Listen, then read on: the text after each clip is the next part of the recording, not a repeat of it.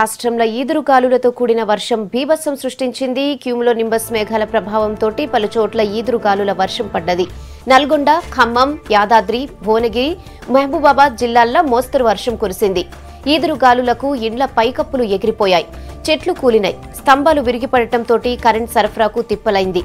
చాలా చోట్ల సెల్లార్లకి నీళ్లు పోయాయి. దీంతోనే వాహనదారులు కూడా తిప్పలు పడ్డారు.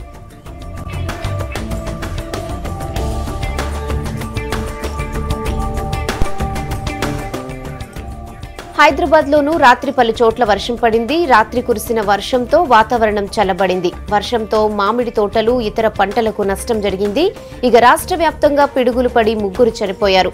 మధ్య బంగాళాఖాతంలో అల్పపీడనం ఏర్పడిందని, వచ్చే 2-3 రోజుల్లో ఇది మరింత బలపడుతుందని వాతావరణ శాఖ చెబుతోంది.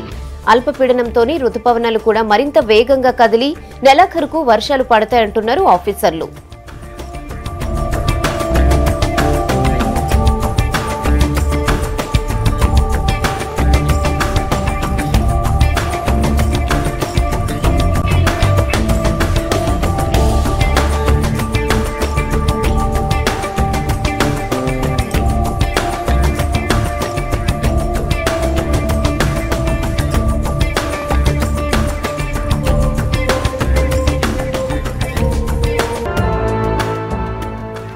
రాష్ట్రంలో ఈదురుగాలులతో కూడిన వర్షం బీభత్సం సృష్టించింది. క్యూములో నింబస్ మేఘాల ప్రభావంతో పలు చోట్ల ఈదురుగాలుల వర్షం పడ్డది.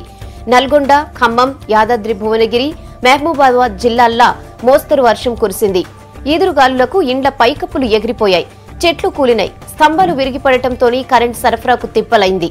చాలా చోట్ల సెల్లార్లకి నీళ్లు పోయాయి. దీంతో వాహనదారులు తిప్పలు పడ్డారు.